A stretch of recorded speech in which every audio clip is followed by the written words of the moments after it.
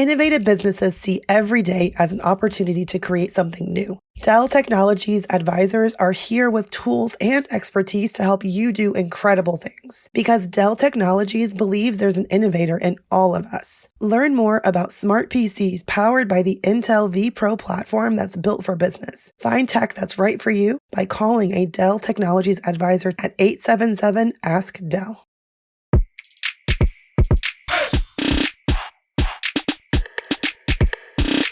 It's time for the BAQA. The BAQA. What you say? The BAQA with Tiffany. The BAQA ain't no mandate today. Okay. Matter of fact, let me put my book up here just so the people can see. Welcome to Brown Ambition Question and Answers, where you have questions. I have some answers, although I am not your attorney, your doctor, your lawyer, your mama, but I can be your internet bestie or whatever, okay? Just a smart, brown, black girl that knows some things, but we want you to lean into the people that you pay for that official professional advice, okay? So first question I'm going to answer today. Actually, I'm going to answer a quick financial question and then a deeper, longer question that so many young people in entrepreneurship, meaning young, not age young, but like in entrepreneurship young, ask me. But first question, Anonymous. Anonymous said, I would like to remain anonymous. Got you. We're going to call you custodial. Okay, custodial. I've been catching up on the podcast from the beginning. Love that for you and for us. I'm up to episode 199. You said, Tiffany, you opened up a custodial Roth IRA, which I don't think I said Roth, but anyway, which is something I thought about opening for my kids. When I looked into it, it says that the child has to have earned income. Can you please tell me how you were able to open yours? Also, are there any other accounts I can open for them besides that are regular savings? Thank you for your time. So I'm not sure if I said custodial Roth, which the thing is, any child can have a Roth IRA if they have earned income, meaning like they have to work, because a Roth IRA is an individual retirement account, meaning in order to save for retirement, you have to be working. You have to have money coming in. So my 16-year-old bonus daughter, Alyssa, she's got an IRA because she works for me. She does my TikToks when she gets a chance. So she can have a retirement account. I mean, your 2-year-old can have a retirement account if they're working, like maybe they're like a model for like Gap or something like that, Now, if I said I opened a custodial Roth IRA, then I misspoke. That I opened a custodial account, period, an investment account. So you can have a custodial investment account, an account where the money's invested, but it's not for retirement. It's just for investment purposes. So for myself personally, I have retirement accounts. I have a Roth, but I also have just regular investment accounts. Now, there are no tax benefits like with a Roth IRA or any kind of like retirement account like you get with a retirement account. But these are investment accounts because you can only set aside but so much money. There's a cap on how much money you can set aside for retirement accounts because there are tax benefits. And the government's like, we're not trying to have you have all the tax benefits. So there's a cap. So for my niece, Amelia, aka Mimi, my nephew, Roman, aka Roro, my niece, Lillian, aka Lily, and Alyssa, they all have custodial accounts that I'm the custodian of, but these are just regular investment accounts. But because they're all under the age of like 18, 20, 21, that I am the custodian of, and if something were to happen to me, then actually, like I now put it into my trust. Well, it will just be held for them until they reach a certain age if something were to happen to me. So yes. So if you are interested in opening up an investment account for your kids, you could just open up just a regular custodial investment account. You can make them the beneficiaries, depending on how much is in there, or you can make the trust the beneficiary if you have a trust or you're looking into one. And then inside the trust, it tells the trust what to do with that money, right? You could also consider like a 529 plan, which are not really my favorite. So 529s are these accounts that you can set aside for education for your kids.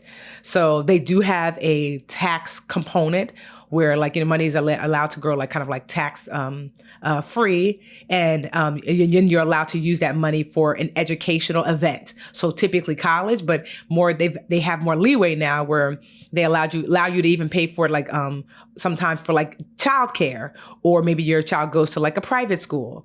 The only thing I don't like about 529s is that you really have to use it for an educational event, and if you don't, then the tax benefit that you got can be rescinded. And so that's why I didn't open up 529s, because I don't know the kids, like Amelia is 5. I want to say Lily is 3 or 4 and Roman is 7. They're still so young. I don't know what college is going to look like when they get older. So I didn't want to pigeonhole their money specifically for education, just in case. I wanted them to be able to use their money to purchase a home, to start a business or to go to school or whatever. Okay. All right, custodial. I hope that answers your question. So yeah, wait, before we do our next question, which is going to be a really good one, let's take a breaky break. We'll be right back. Hey, BA fam, this episode of Brown Ambition is sponsored by BetterHelp.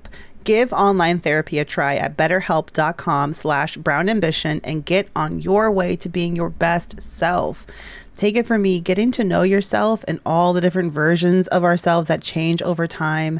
It takes time, it takes reflection, and honestly, it can actually require help, like the kind of assistance you can get from BetterHelp.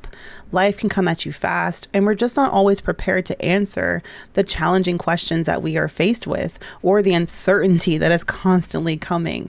We need someone to talk to, and that's all right. Someone who can listen and help us sort through our options and possibly eliminate obstacles that prevent us from personal fulfillment and happiness. Or in my case, prevent you from sending that text to your dad because you have deep, deep daddy issues and you're angry. My therapist saved me from sending the worst text to my dad last week, y'all, and I was so grateful. I was like, you know what? That's growth. That's that on growth, all right? So with BetterHelp, you can be connected to a licensed therapist who can take you on a journey to self-discovery from wherever you are. If you're considering therapy, give BetterHelp a try. It's all online, convenient, flexible, and suited to your schedule. Discover your potential with BetterHelp. Visit betterhelp.com/brownambition today to get 10% off your first month. That's BetterHelp, HELP.com/brownambition. We're moving in a new direction, moving forward and moving beyond smoking. We are Altria, and our companies are leading the way in moving adult smokers away from cigarettes by taking action to transition millions toward potentially less harmful choices as we move from being known as a tobacco company to being recognized as a tobacco harm reduction company. Altria is moving beyond smoking. Find out how at altria.com. For decades, Rolling Stone has set the bar for entertainment publications. Today, Rolling Stone Music Now takes over in podcast form. SZA. You seem like a person with a pretty high level of anxiety, but you also seem fearless artistically. I feel like ideas have more power than identity. Like the excitement overrides insecurity. That is the only way that I'm ever able to accomplish anything. Rolling Stone Music Now, wherever you listen. And I'm back in black. Question number 2 for you. So second question actually came from, so it's not just my producer Imani, but I get this question a lot. If you guys know that I am a mentor. So I have this Patreon, which is this like online place where people can they pay a little bit of money every month. They have access to whatever you're sharing. And so for me, I mentor specifically Black women in business because I get so many questions. Are there some men and things there? Yes. Is everybody Black there? Not necessarily, but that's my sweet spot. Because guess what? I am a Black woman in business. And I've been in business for over 15 years and have many successful businesses. I cracked the code, if you will. I've got the Budgetnista, multi-million-dollar business. I got the Literature Academy, multi-million-dollar business. I had a marketing business at one point that was multi-six figures a year. Brown Ambition, successful. When I say successful, that means we're in the black. We make more than we spend. And I feel like I had another one. Either way, my businesses be doing good. But the Budgetnista was my original, and I learned so much. The ins, the ups and downs. And I worked really, really, really hard, sometimes too hard. But as a result of that, I've learned so many lessons that I continue to learn because I still have 3 of the 4 of my businesses and they all do well. And over the last, I want to say, really since I've made well over $30 million in business, not as take home, but in business gross, especially in the last, I want to say that most of that 30 million probably made within the last 5 or 6 years. So the girl is doing good over here and it's only getting gooder, as my niece would say.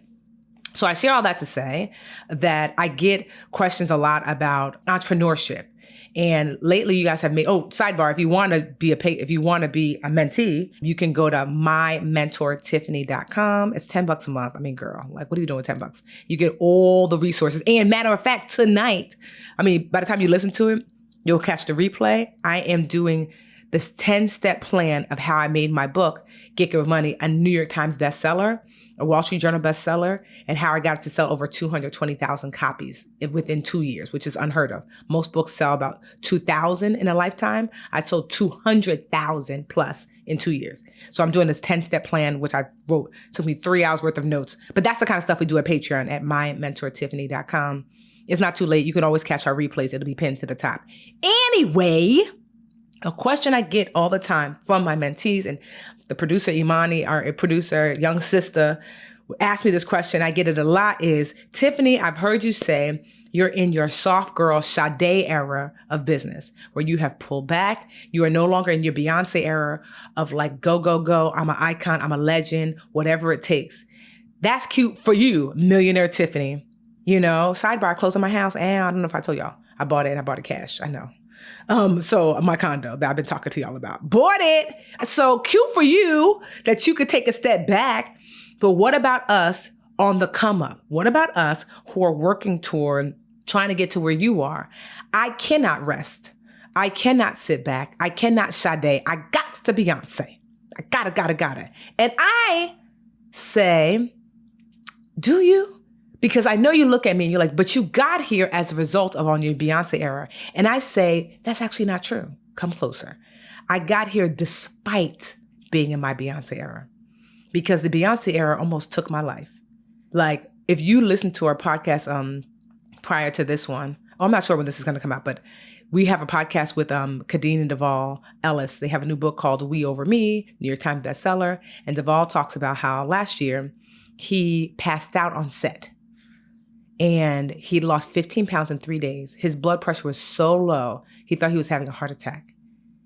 And they do very, very, very, very, very well in business. And yet, all of the work that he was putting in for his family and for all this money almost took him out. And I have been there. I did well despite my Beyonce era, because I created this goal for myself, and just goals in general. And I would hit the goals and then fly past them. I want to make $100,000 a year in business. Flew past it. Barely even looked at it when I hit it. I want to make $1 million a year, but flew past it. I want to make $1 million in a month. Flew past it. And like, how much more did I need that like I was overworking and overwhelming myself into the most unhealthy I'd ever been. I had gained like 30 pounds. My blood pressure was through the roof. I never had high blood pressure. I was not sleeping just a few hours a night. I thought 5 hours was a lot of sleep. Overwork and overwhelm. To what end? To what end? And it took I knew something was wrong like a couple of years ago. And I got in a business coach and I got in a therapist to try to undo some of the things I had done. You know, because I had painted myself into an entrepreneur corner where I had such a huge staff of 30 people that I had to work as hard as I was working in order to maintain everyone's salaries. I had to. That's what I told myself. In that space, you start to create, I have to keep going at this pace in order to maintain. And you're right. In order to maintain the toxic thing you created, you do have to go that hard. But the alternative is I can undo the toxic environment I've created for myself. I can say, I'm going to have to let some of these people go. I can say, I actually don't need as much money. I don't. I can say, you know what? Like I don't need to be on every show, on every, morning show, on every whatever. I can say that. I can say, the goalpost is here, girl, not past here. And I can stop right here. I can understand and absorb what it looks like to have enough. Because if not, your body will sit you down if you don't sit down. And then for what? For what if you have a stroke? I had a friend, Marie Antoinette, we went to Kenya together. Well, I met her in Kenya. Now I consider her like, my booski, right? She is beautiful, healthy. Like, just if you were to look at her, like she's 45, look at 25, just beautiful, fine, amazing woman. She had multiple strokes a few months ago, and I can share that because she posted it on social. Multiple strokes. What the hell is going on with us? That we are working ourselves to literal death. What will it take? Will it take for you to have a heart attack? That's what you're looking for? What will it take? It took for my husband to die to say, you're next, Tiff. The hell? All the things I told myself were too impossible to shift because I have to. I gotta pay this. I gotta get this. My mom, my dad, It took for my husband to die for me to say, who told me that lie? I don't have to. And so I shifted everything. And now you see me, like I created space that was there already. That's not even true. I didn't create it. I acknowledged the space that was there. I no longer working March, August, or December. At first I was nervous to say that, even for the podcast. I was like, oh, what are we gonna do? So the key is determine the space that you're wanting in your life. I don't want to work Fridays. I don't want to work past 5. And adjust your life accordingly. I told everybody, March, August, December, I'm out. And guess what? We tape extra podcast episodes. Mandy will do some taping on her own, right? The team already knows what they have to work on. I'm going to Egypt next week, okay? And guess what? You won't see me post about it on social. Maybe 6 months from now. I am determined to live well now, and you can. If you are on the come up, does it look like hard work for success? Absolutely. I still work hard. I just don't overwork. I integrate the rest into the work. It's a weave.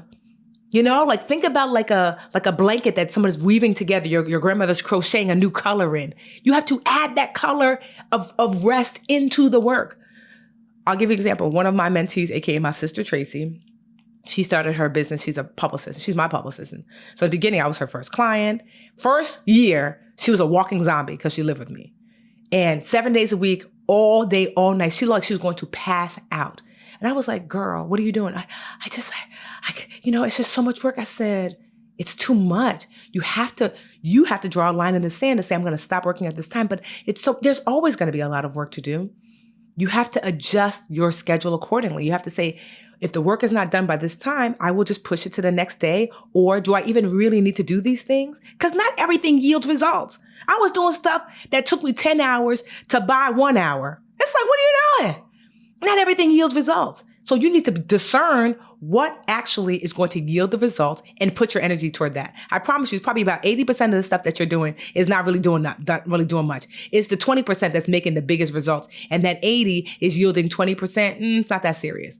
Right? And so then, because living with me, she saw I had Wednesdays light. I don't take no calls on Wednesdays. I have Fridays off. She started to take Fridays off, which is crazy to think about for a brand new year 2 business, taking Fridays off.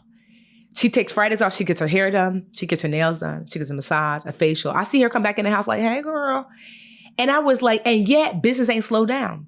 She's got more clients than ever. And I asked her, how did you do it? She said, you were right. If I take Fridays off, in my mind, I'm like, I got to get this thing done between Monday and Thursday. And I do. You will adjust. Those of you who are parents, you have 1 kid. How will I manage this 1 kid? Then you have 2. You adjust. Force rest into the space that you're in. Even Beyonce ain't on her Beyonce. If you watch her homecoming special that was on Netflix, did you hear what she said? I caught it. She said, doing that homecoming special and doing like that concert, and all of the, videos, and it nearly broke her. She said, it almost killed me. That I've never worked so hard. That was the hardest thing she ever did. And she said, I'm never doing that again. Beyonce said that. I'm never doing that again. Because she understood it's too much. I don't have to give people my life in order for what? So I could be an icon? The hell? She said, I'm never doing that again. And guess what? Where are our visuals for Renaissance? They ain't here. Because even Beyonce ain't on her Beyonce. Okay?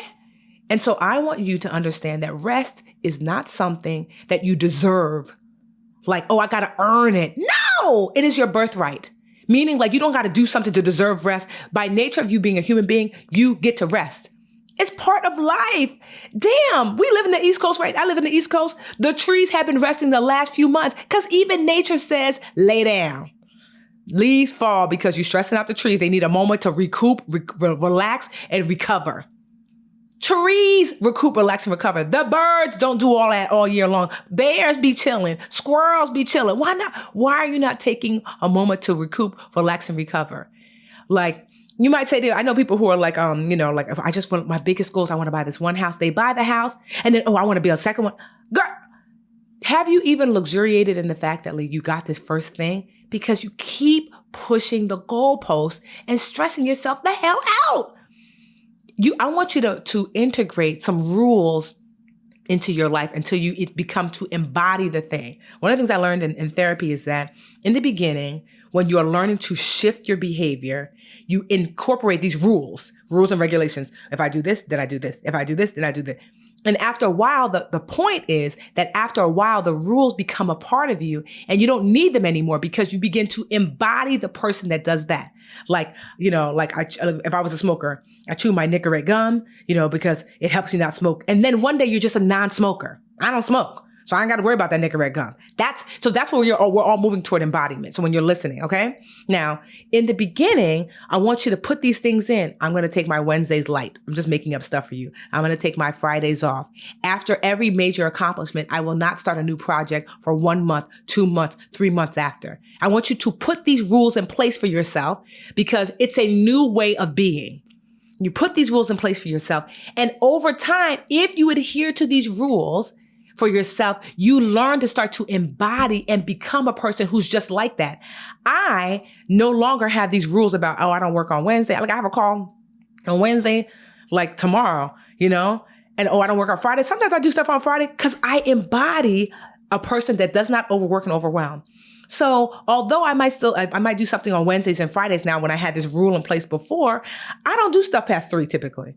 I'm going off for a whole month in a week. You know what I mean? I embody someone who lives within the harmony of not too much, not too little, and I still make hella money, And so I'm wanting that for you, that for those of you who are coming up and you're building your business and you're working toward greatness or whatever it is, integrate the rest, integrate the time to yourself, integrate the moments of absorbing, the goal that you've reached, integrate that to your thing now. Get your Tracy on. You don't got to wait, 15 years like me to finally get a break. The hell no. We off that.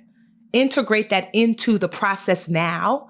And so it doesn't become a thing that you have to kind of dig your way out of. It's like, no, I've always been on the Zen, I got to the goal and the dream while also feeling well rested and cared for and centered and happy and whole. You can do both at the same time. It's out there for you. Now, might the journey be a little slower? It might. Might the journey not be slower? Because sometimes we tell ourselves if we do that, we won't get there as fast. You'd be surprised. I overworked so much that I actually wasn't as focused because I was so tired. I wasn't as thorough because I was so overworked and overwhelmed. I succeeded despite the fact that I was running myself ragged, not because I was running myself ragged. That it's in rest now that I'm smarter, that I'm sharper, that I do less work because I don't have to work as much. Because I'm just I can see more clearly the problem and the solution versus doing all the things. And so you might find that you actually do better. You likely will find you'll do better well rested.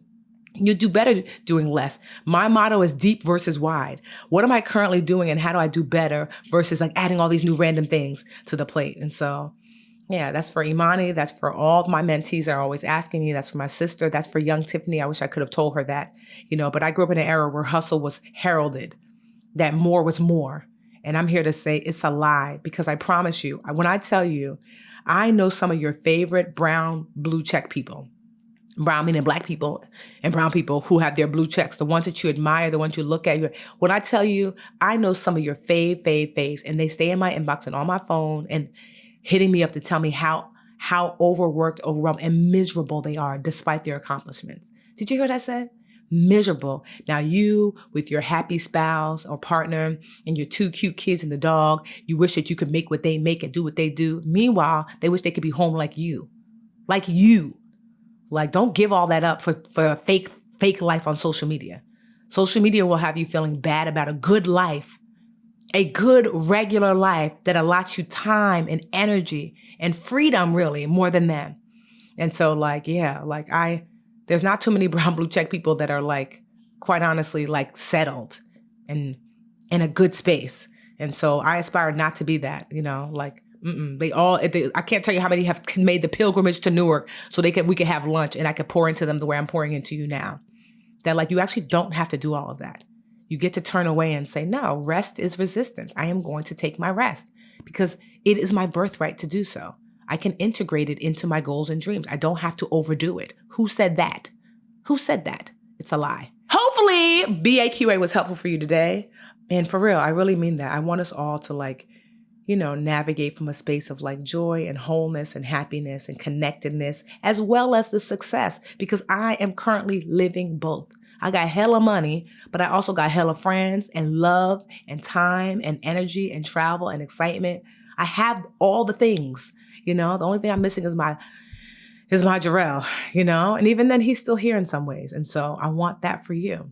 I cannot want for myself and not want for you. If you want to send questions into BAQA, you could do so, brownambitionpodcast.com. You can send your questions there, career, life, business, entrepreneurship, send them there. You could also hit us up on Brown Ambition Podcast. We on IG or the BA Podcast on Twitter. You can send us messages if this was helpful for you today. Hopefully I poured a word into you today. If you want to be a mentee, we'll put this link in the show notes too. MyMentorTiffany.com. It's currently only $10 a month, although it might go up this year. I don't know. Not for the current mentees. I always keep prices the same for people who are current, but it might go up. We'll see. But yeah, MyMentorTiffany.com. And yeah, we'll see you next week. Oh, actually not me though, because I'll be in Egypt. But you'll see somebody next week. Okay, bye y'all. Hey, BA fam, we could not do this show without your support or the support of our team behind the scenes. The Brown Ambition Podcast is produced by Cumulus Podcast Network. It's edited by the wonderful Imani Crosby and produced by Tanya Bustos. Dennis Stemplinsky is our in-house tech guru, and I am Mandy Woodruff Santos, your co-host, and I will see y'all next week. You loved Lala Kent on Vanderpump Rules. Now get to know her on Give Them Lala. With her assistant, Jess. LA, it can become suffocating. Did something happen where you felt like I have to get out of here, or do you just think it just happens sometimes? I think it just happens, but also just everything going on in my personal life. I want to get on this mic and be like, this is what I've been dealing with for 14 months. Give Them Lala, wherever you listen.